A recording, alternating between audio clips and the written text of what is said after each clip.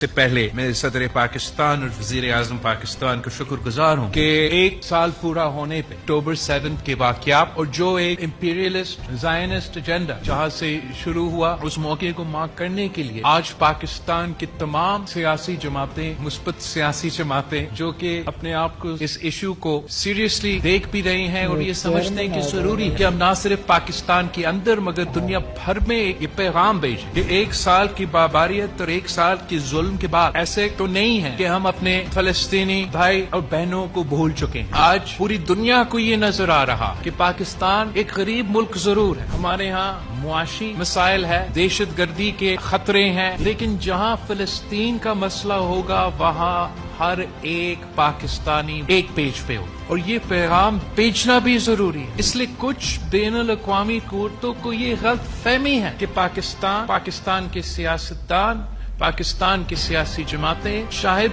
ایک پیج پہ نہیں ہیں۔ آج کا اس فورم پہ تمام سیاسی جماعتیں جو یہاں موجود ہیں ہم ایک واضح پیغام بھیج رہے ہیں کہ ہم اپنے فلسطینی بھائی بہنوں کے ساتھ کھڑے ہیں۔